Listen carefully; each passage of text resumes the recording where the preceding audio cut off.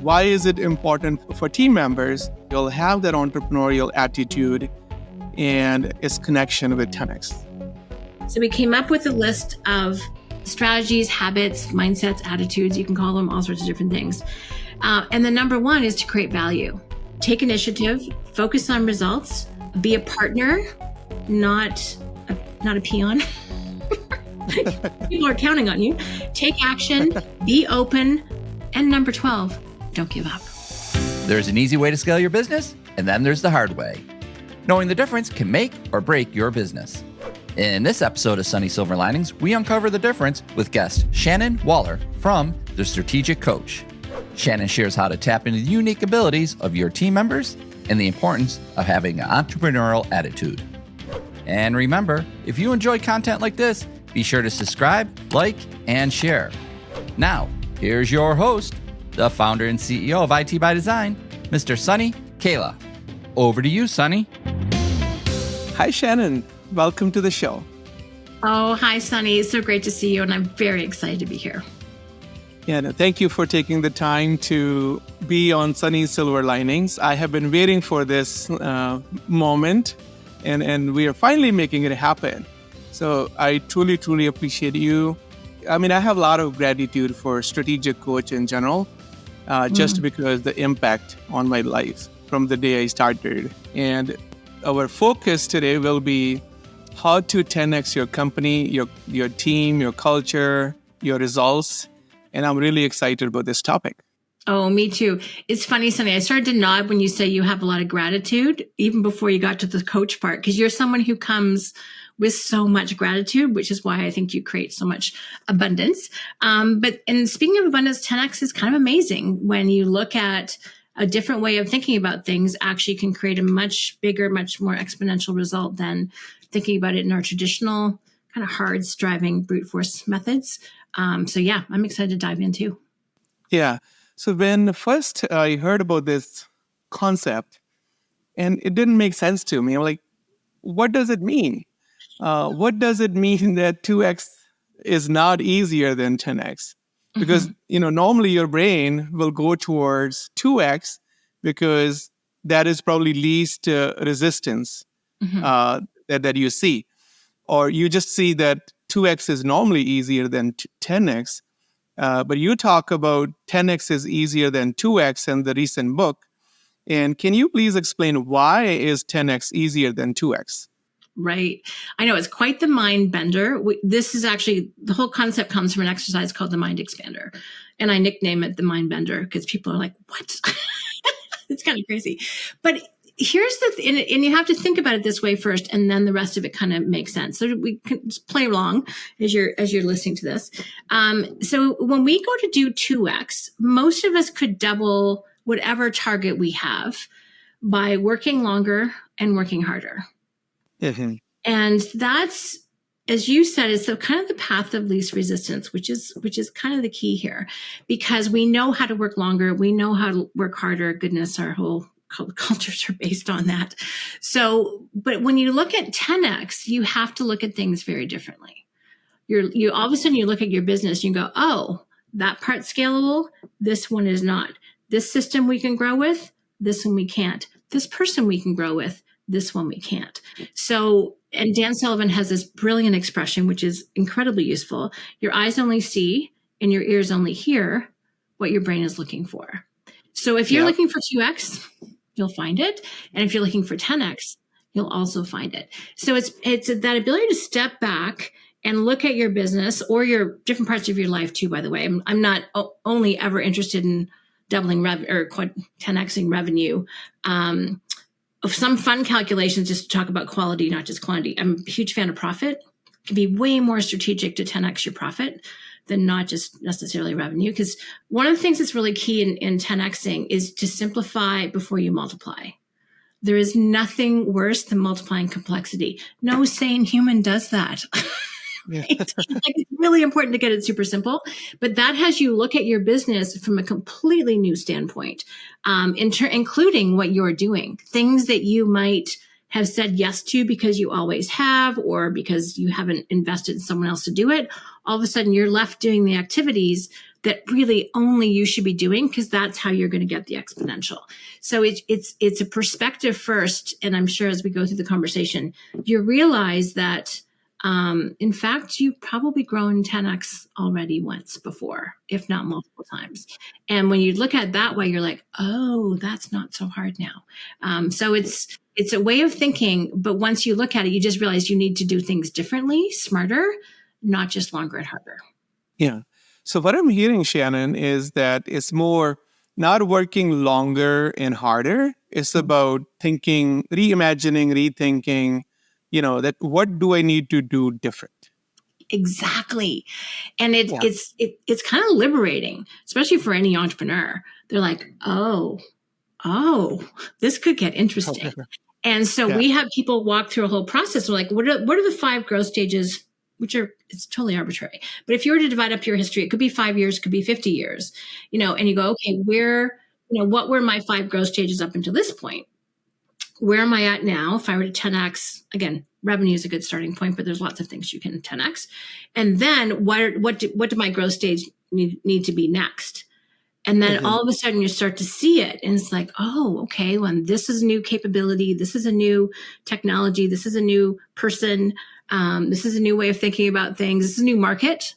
And it's kind of spectacular what happens when people go through that exercise. It's been one of the most impactful in Strategic Coach, second only maybe to Unique Ability. So you reflect on your past.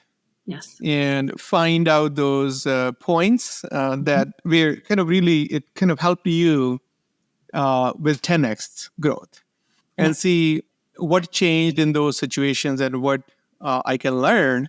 So, I mean, every strategic coach tool will have insights and actions. That what insights I gained from that turning point, and what action I took at that time, which helped me had bigger results or 10x results. But when I was reflecting on my journey, Shannon, so we used to be the IT solution provider for only New York City companies, like Wall Street companies. And, we were only like 25, 30 people company. Yep. And when we started focusing on a different market, and that was IT solution providers in other cities where they were providing solutions to small businesses locally. And it just transpired out of my peer group asking for some help. And then me being a go-giver, I'm like, sure, Gary, I can help you with maybe 5 engineers out of my India office. And that became like more of like a peer-to-peer. And then I'm like, I can continue to donate service to like my 10 peers in my peer group. And I have a possibility to create a product because it's in demand. And when we created that new product, which was for MSPs, means IT solution providers, and then we stopped selling direct to small businesses, and we started selling through these IT companies that are selling to small businesses. And all of a sudden, we have like now 400 IT companies where they are selling our offerings to the small businesses. So when I reflect on that, I mean, that is what made us now 600 plus people company in a matter of like very few years in comparison to first, I was working longer, harder. Yep. And now I have a lot more who's in strategic coach terms. Where it kind of really, life is much more fun. Business is much more fun. And I see that. I think, when you ask for a reflection point, that point of reflection for me in my entrepreneurial journey is that moment. So can you talk to us a little bit about, if I'm an entrepreneur listening to this, how should I start my journey with 10x? What do I need to look for? Great question. And it really is important to make this kind of a normal idea. Dan Sullivan has a great expression. He goes, the mind does not deal well with extraordinary things. You need to make the extraordinary ordinary. Reflecting on your past and how you got here is really, really critical. So I love your example, Sunny. In fact, you turned what most people would have considered a competitor into your clients. Yeah. Your own story is stellar. And you can really see that exponential curve, right? When people are reflecting back on how you got here, look at the commitment that you made. Look at the courage you were willing to go through.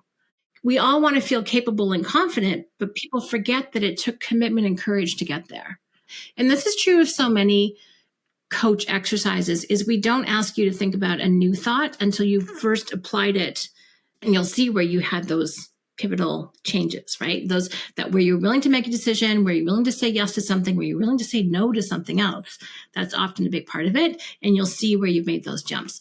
Then we have people take, we used to use last year's revenue, but you can use whatever metric you want, and add a 0 and watch your brain just sort of fizz. It's like, what does that mean?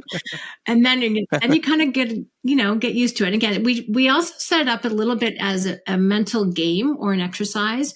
And one of the rules is no sacrifice to quality of life. Yes. So Shannon, that's a nice segue to our next topic, which is unique ability. And you are a co-author of Unique Ability book. You have written 2 more books. They are so wonderful. If people don't know, the Team Success Handbook and Multiplication by Subtraction.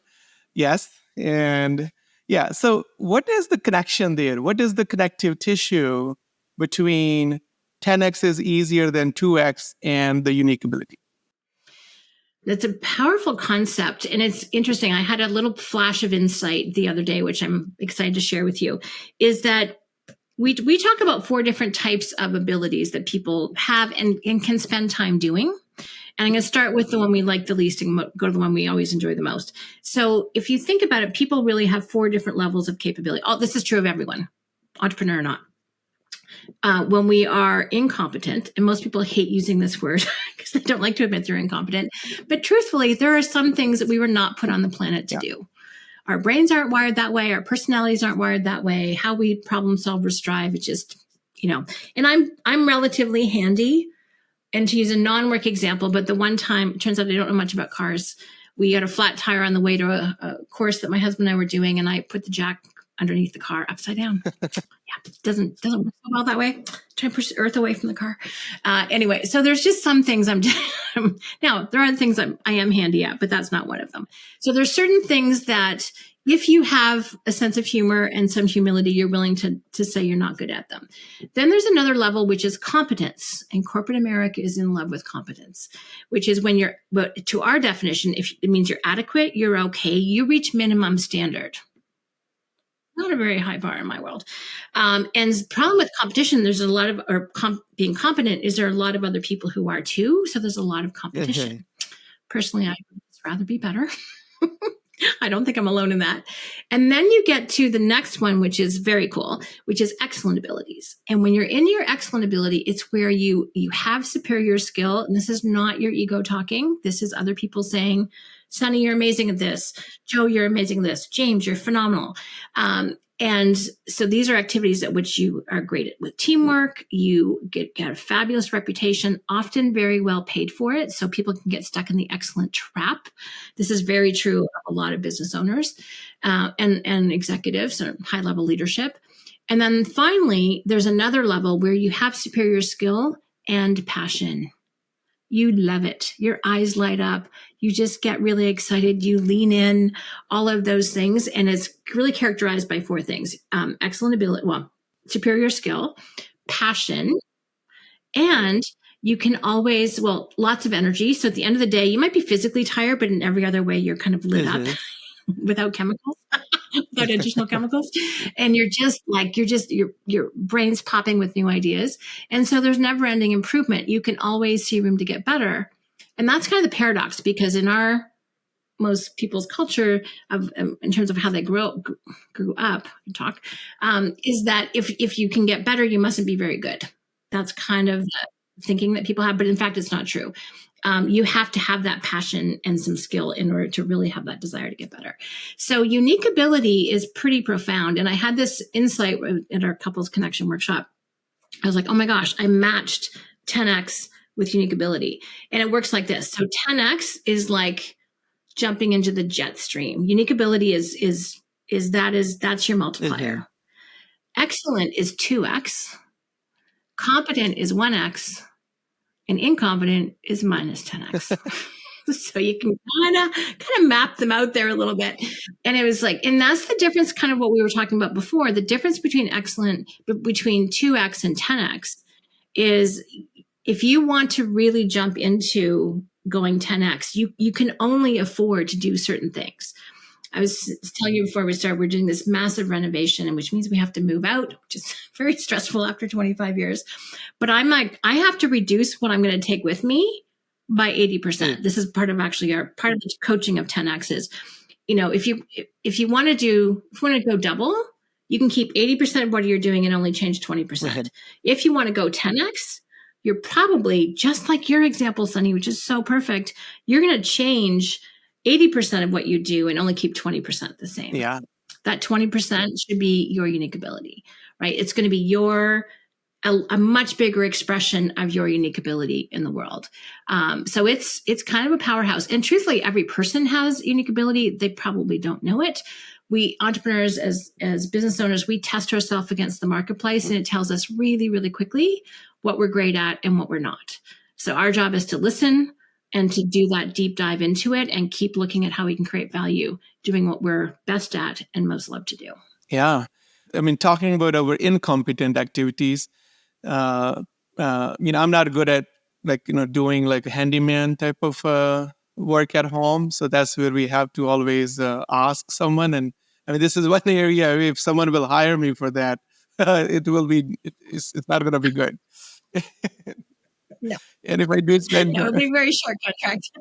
Yeah, and my wife will never be happy with my work there, because I'm going to end up doing average work. It's better for me to hire unique ability there and take that time and do my unique ability stuff.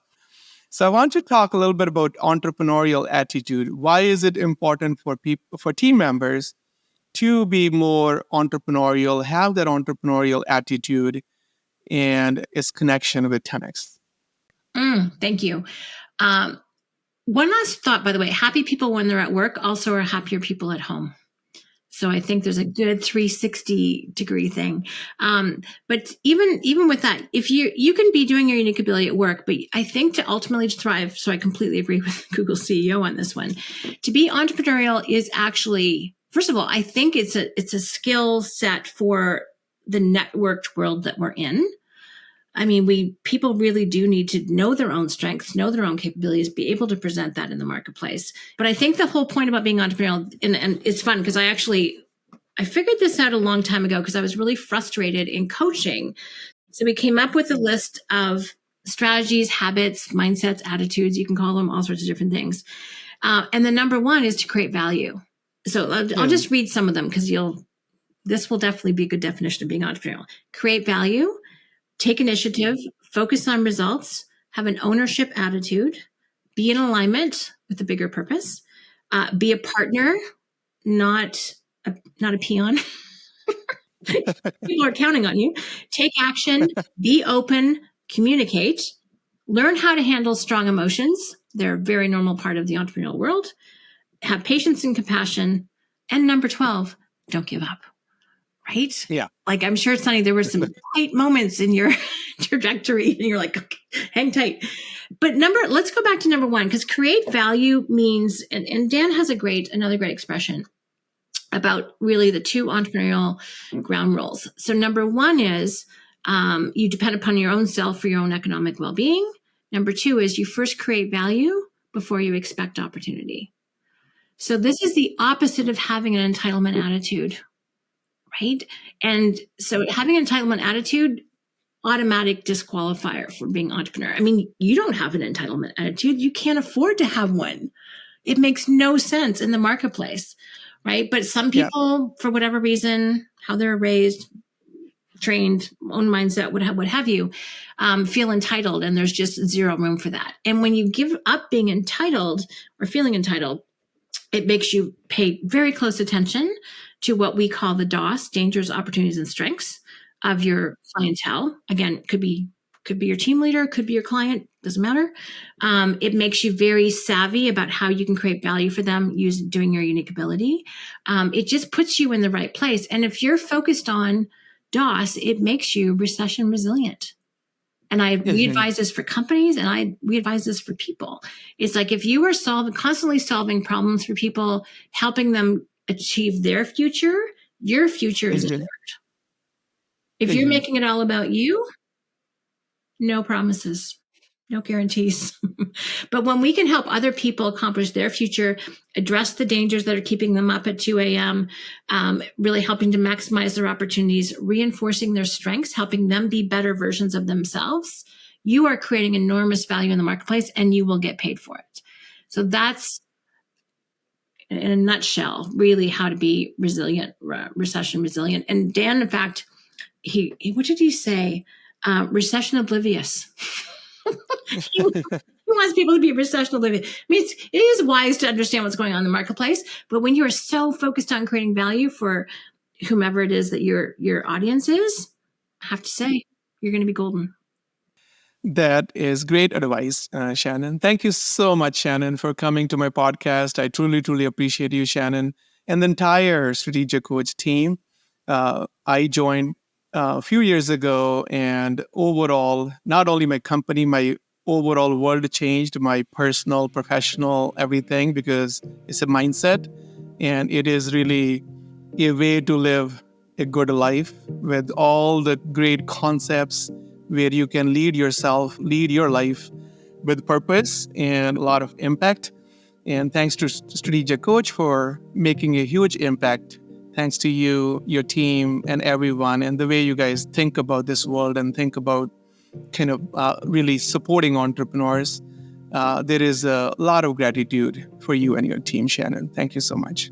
Thank you so much, Sunny. Yeah, entrepreneurs are really important. And if we can take out some of the pain and add to the impact and joy that's possible, I think we're doing our work in the world. So thank you very much for having me. It's been a real pleasure. Thank you for watching Sunny's Silver Linings. Don't forget to like, share, and subscribe. See you next time.